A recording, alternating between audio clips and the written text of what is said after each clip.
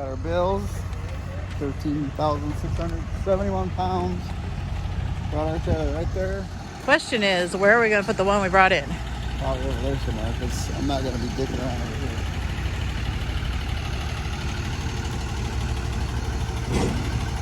He said anywhere in the yard, so it's going to go in there. There you go.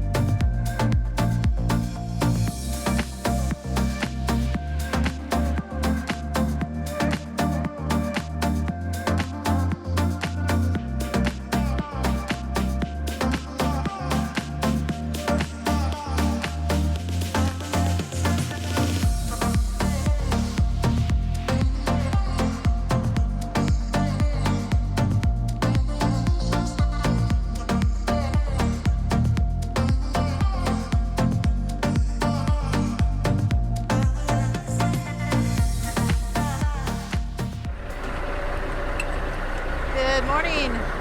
It's Friday morning. We're at Siva in West Sacramento, dropping our trailer we brought over from Denver. Oh, for all you guys that are new to the channel, welcome. Thanks for joining us. A little backstory here. I'm Alice. That's my husband Martin over there. Isn't he precious? We are an owner-operator, husband and wife team. We are leased on with Siva.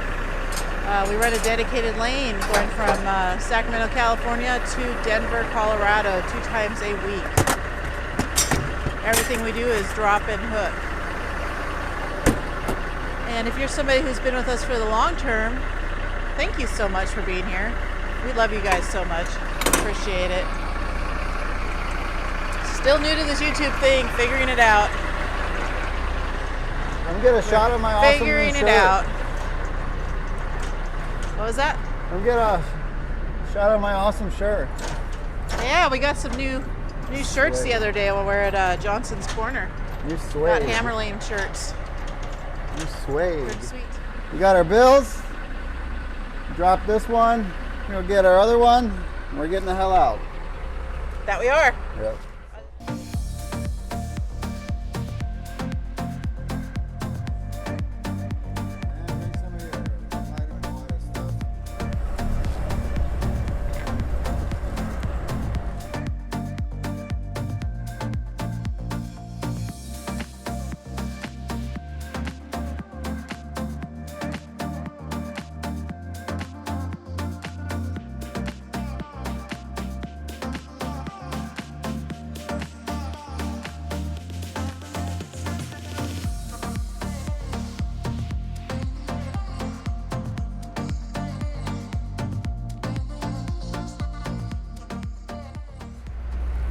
Alright guys, so we are at the midway point of our trip. Halfway in. So if you've been watching, it hasn't been super smooth up until this point. Keep in mind, this is our 3rd weekend, right? 3rd weekend? 3rd week. 3rd weekend. Man, this trailer's new. So, it's like new. That's awesome. 3rd weekend. Siva has fixed the schedule for us. Since they have done that, everything has been smooth sailing. So we're happy campers, guys. That's all we wanted. We just wanted the schedule to be what we were told it would be. They've now made that correction for us. Life is good. So far, pretty good. Yeah. So, alrighty, we're gonna turn and burn. Get going. Get to Denver. Get out of here. Yep.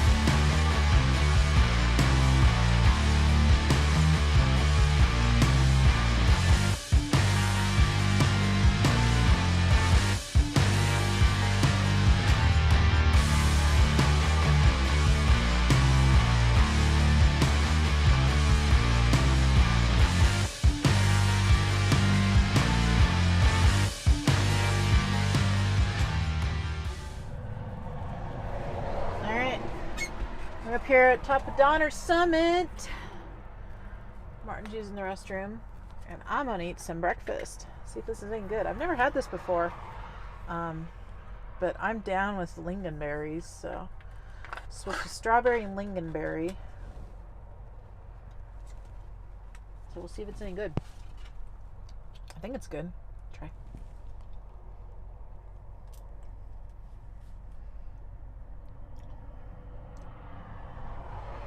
A little sour, but that's pretty good.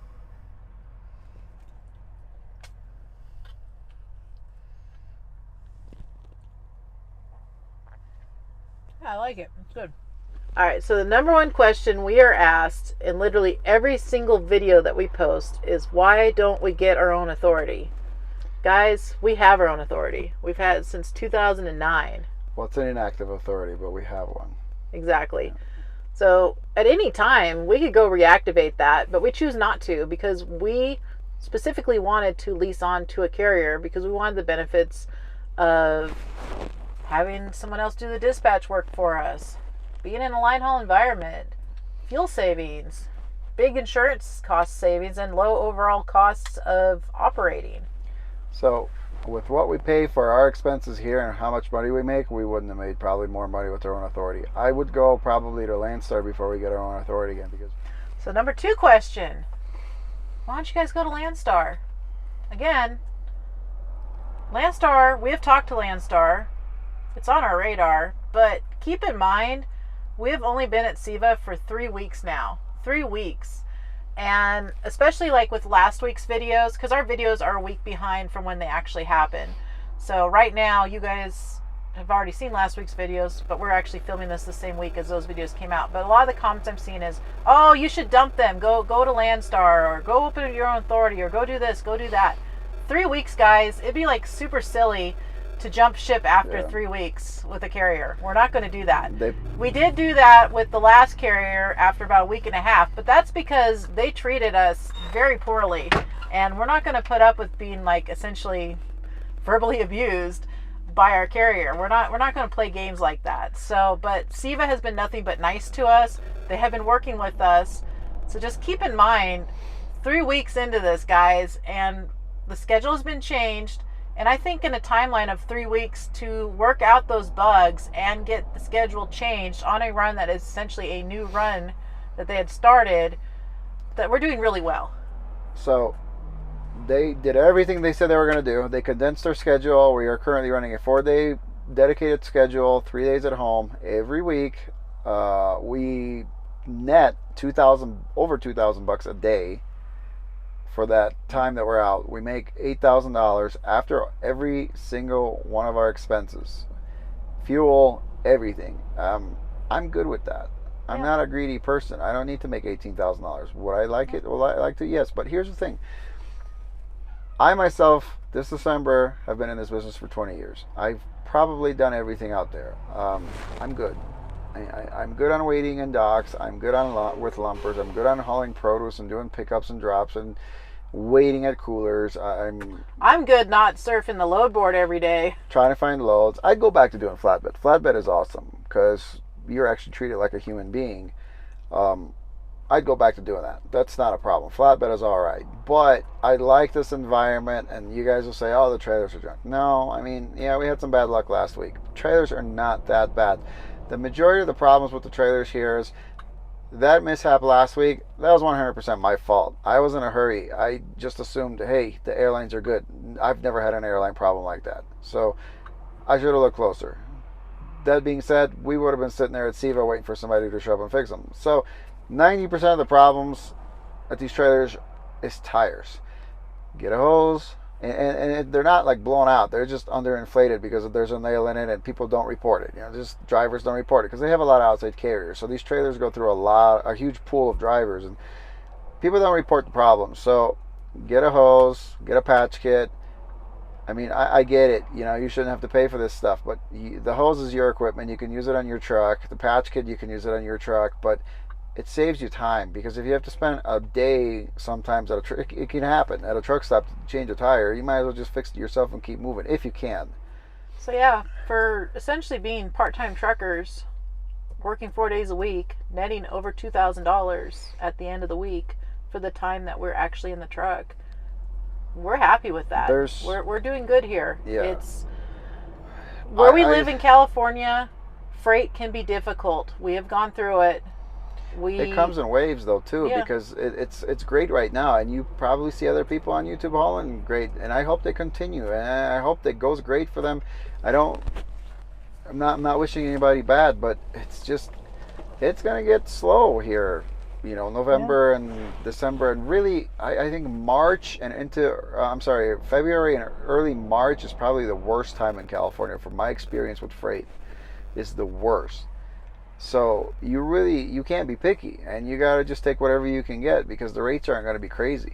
And it might get lucky, and they just might, because, with everything COVID and freight's moving like crazy, people are buying online stuff. Trucking is high demand right now, but it's not going to last forever. Will this last forever? Probably not. I mean, I know that they developed this lane. I know Sevo's a big company. I know we have a contract for a year to do this route. We'll probably, if we like it, we'll probably renew it and maybe keep doing it unless we move out of state.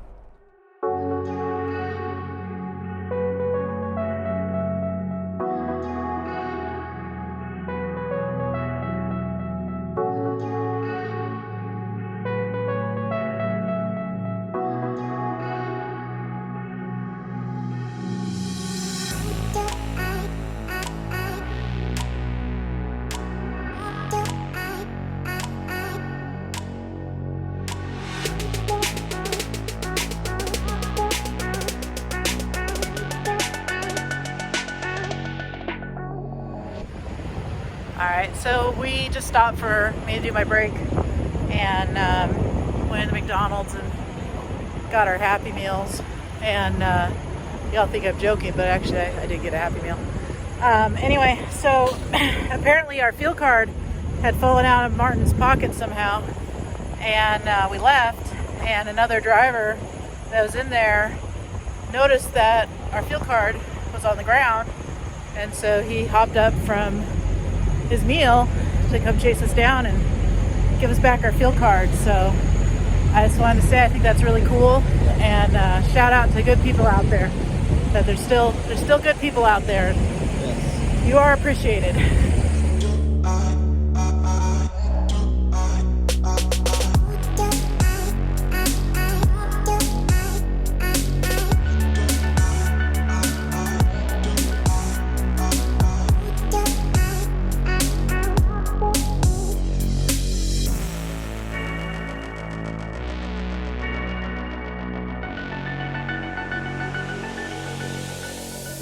Cut the exhaust and wrap it around the handle.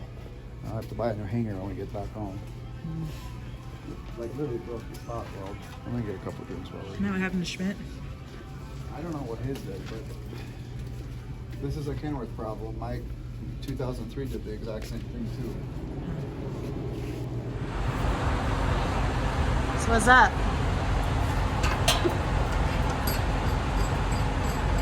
I'll show it up close. Got a little problem. Not too bad yet, but the little hanger broke right there. Hard to see, but so we're gonna quick fix it hopefully, because this guy started just moving around real bad. This is a typical Kenworth problem. If you have a W900, T800, T660, T600 with stacks mounted, they all do this. These bushings break. See that right there? It's a spot weld, and that spot weld breaks, and then they do that. My 2003 W900 did it, and this 2009's doing it now. So we got some hose clamps, and we're gonna attempt to get in there and fix it. If that doesn't work, then these guys right there, and it'll get us home to replace that. But for now, I'm heading off the phone to my gorgeous wife.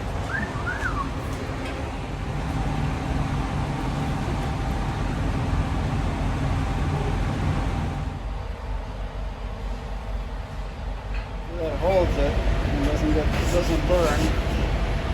That's what we came up with to get out of the fuel island.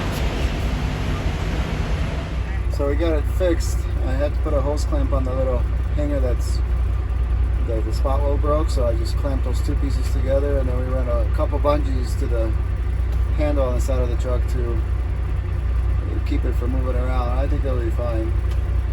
So we're just gonna send it, and then more work on the truck when we get home.